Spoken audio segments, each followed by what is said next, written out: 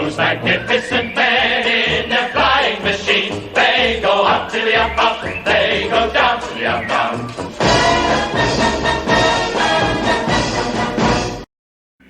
Okay, I'm going to try and do this video because I haven't got my camera lady with me, she's at work. I'm going to have to try and hold it in, so I apologise now if you don't catch it all. So the UC undercarriage, so I'll try and keep it in the video. I don't know if this is going to work. So, right, so you get your piece of rough paper and you mark it out. Okay, just cut it to roughly to the length you want, and then you start trimming it, because obviously, I'll try and keep it in there. Right. That's about it. This is not going to be easy, is it? So you have to bear with me. Right. I probably won't do that. I'm trying to keep it in the video at the same time. It's not easy. Oh, Jelly, Jelly, Jelly. Where is my camera lady when I really need her?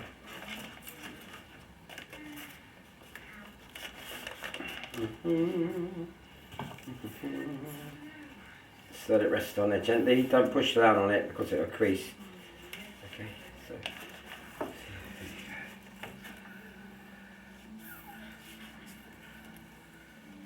the heat of the gun. Temperature is 180 because this is all Solatex, scrap Solatex that I've kept. So see, it does pay to keep your scrap Solatex, believe me. Your offcuts even. So you know it's got to go around there. So a nice sharp scalpel.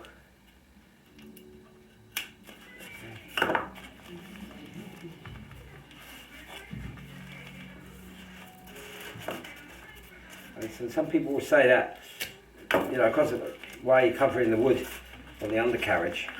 Well, the reason I cover the wood on the undercarriage is because no matter how good you are at sanding and putting it all together, the Solatex hides multiple sins, you know. So if you were to, by all means, if you're up for it, just spray it. On this particular model, on this particular plane, the UC is actually colour coded with the plane, if that makes sense. So it's blue. So I prefer to cover it, A, because one, it's sort of kind of, I wouldn't guarantee that it actually waterproof, fuel proofs it or whatever, but no, yeah, it just personally I only cover it because it looks nicer, that's all it is.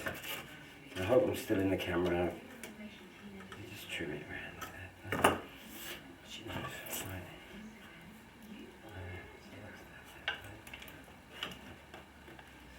I'm going to invest in one. I've seen this chap in America and he's got one of these little miniature irons.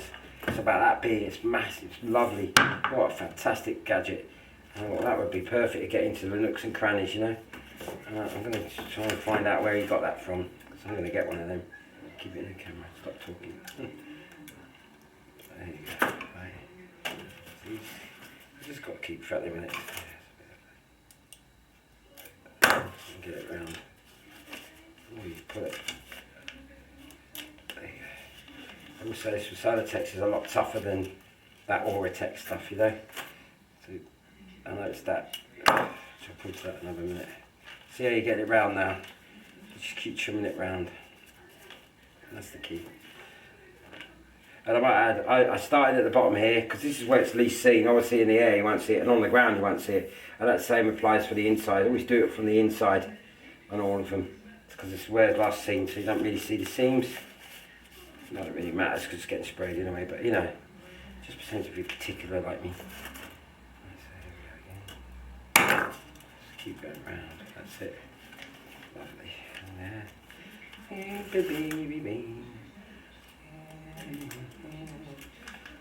We're getting there now. It's so hard to keep it in the camera, as they say. I want to see the edges. Like I said, the guy on there was the American guy. Was like, you just don't have to. You don't press down on it. You press on this down on the seam here. But if you do, you just crease it, and you'll never get the bother thing out. Right, so we're there nearly now. Look, see. So let's trim that off. I've got a few things to say there. Oh, God. Just use the bloody scale.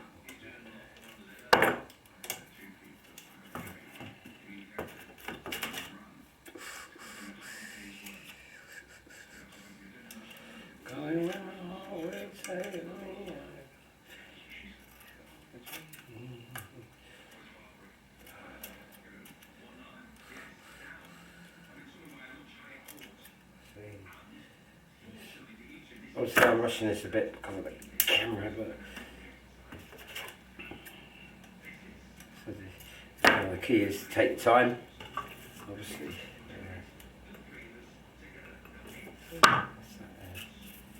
And then those cut creases and the bends, so it's easy to fold.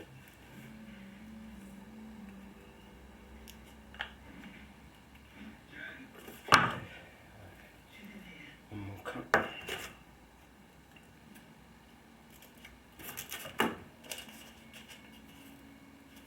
Almost there now, which is not bad. See what we're in there. Right. Okay, so you've obviously made a crease and you're happy with that. Now what I tend to do is trim it with a blade like so. Sharp scissors, like this. Okay. Haven't done this end, have we?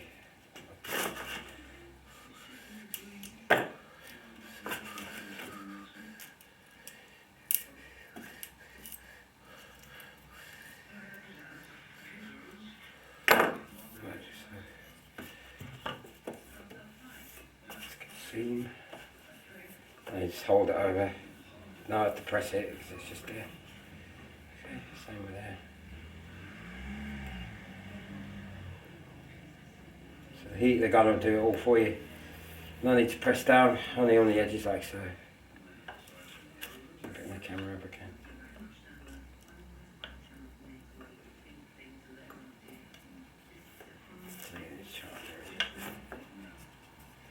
Right, so just rest it on it.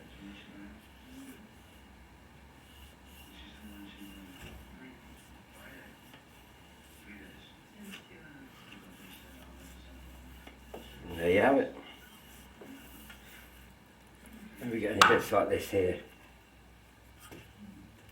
Just trim it off. It's not rocket science, is it really?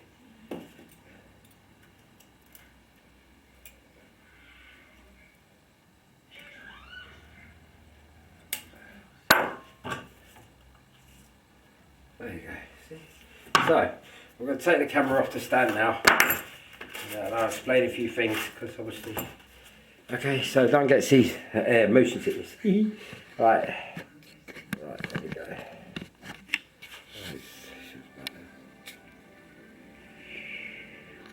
Okay. Right, so and you obviously follow suit with the rest of the bits. Okay. Now I'm going to try and do this with one hand. So you see, get the scalpel out, I'll do it. Right, see this bit here. Looking at the picture, right, it showed that on the picture of the real plane, the legs that come with the kit are very thin wire, and I decided that I wanted to make it look more realistic. So I put a bit of fuel tube in there to go and epoxy resined it in to give it that bit of width to make it look more realistic to the actual plane. Okay, because it's all getting sprayed, so it doesn't really matter. Okay, obviously the top bit here, that's going to be hidden in the wing, in the fuse even, so that's not a problem. Okay, so it's all going to, the next job now is now it's all done nice. It's going to get primered and then sprayed blue. Okay, alright, so that's the UC out of the way. Okay, quite impressed with that. It was a real bugger to do, I tell you, but it's there and it's nice. Okay, so, right, so we'll get that out of the way now. Right, okay, so plane. Okay. This is the thing with this chap. He wasn't very happy with my comment on YouTube, and I thought, well, I'm only speaking what I thought was right about his wing, so I'll try and explain it in a better way. Okay, as you notice here, it's all loose. All this is loose, right? And the reason it's all loose, and there's on here, it's all loose. Look, nothing. It's all loose, like a drum skin. It's not been tightened. Okay, so what I do is I'll just do a mock version of it. Okay, you put your. I was going to video, but it's actually impossible to video something with one hand when you're doing this. So you see, you get your covering on, right? And you obviously you're going to measure it and cut it to the width. This was all off cut, so I'm glad it worked. So we'll just imagine it's there. Okay, you tack it. So you tack it down the sides here. Okay, you tack it all round here on the edges, right? here with the tail is I always put a piece in underneath, just so that if I do cut it wrong with the tail stock is like, then you've got a chance then to know things. But it's going to all get sprayed, but either way, that's just practice, common practice. So you've when you've tacked it all down with a gun, so it's nice and tight as best as possible, right? And then you're going to have your overhang, which is here. And what you do is, you get a sharp pair of scissors. Okay, you get a sharp pair of scissors. This is so hard with one hand. Right, and you run it along with the scissors, the width of the bottom of the longeron. See the longeron here? Get it as nearest to the width as possible. And all you do is sharp scissors, run it, keep your eye on it, and run it all the way down to the end of the fuse, both sides. Okay, and then you tack it down, cutting it where it bends here and here, and you just with the scissors. So, and then you tack it down nice. Okay. Now the chap at the other end, the chap on YouTube, was saying once you've done that, then you put your heat it all up. Well, I disagree with that totally and utterly, because the way I see it is, right, as I've said before, it's the same principle as the wings. What I do now is I'll actually cover the fuse. The next job now is to actually, I'll stand back a bit. The next job is to cover the whole fuse, okay, and I'll do exactly the same, get to the end here, and I'll cut the width of the longeron running that way, okay, as nearest to it, okay, and that way, once it's all folded down, that side, it adds more strength, because that'll be stuck to there, and that'll be stuck to that side, you know what I mean? So you've got two adhesives going against each other, if that makes sense. Alright, and once it's all on like that, all the way around, then by all means, heat shrink it, either with a gun or with an iron, after you've done it. That's how I do it, okay, because that way then, because if you heat shrink this now, it may pull away from the edges, so that's why I do it. So he's right and wrong, there's no right and wrong with this, it's each to their own, but that's how I do it, and that's how I'd recommend anybody to do it, so that you've got two glued adhesives on the longeron. If that makes sense, okay, before you heat shrink anything. So just add strength in case it pulls, that's all it's about. Plus it looks neater as well, you know, and so that's it. And I always find with covering, it's the most fun bit is after you've done all the work of cutting it all and getting it all nicely, and you know, when you heat shrink it, then it looks cool, you know, so that's the fun bit for me. So I hope that makes sense. This bit here, the bottom plate, okay, obviously I've pierced the holes out where the screws go. The bottom plate, again, it's the same principle. When you go around the edges, you know, just tap right and tighten it around the edges here, and then work round. So, and then do all this inside first, before you, and then obviously you've got all that in there, and you've glued it all down with the gun. Then you can heat shrink this bit, so it doesn't warp. See, no warp at all. Okay, it stops it warping, and that way when you put it back on, it's there. Okay? And the reason I haven't done this bit is because obviously there's nothing to hold it underneath. It's got to be going to exactly the same thing with a fuse. Put a bit over the edge, trim it, and that'll be that. So that's the way to do it, to hold it, you know? That's how I do it anyway. And obviously I've done the bottom bit here, that's ready to go. So that's that, ladies and gentlemen. Okay? Right, that's that. Right, I hope that helps, you know.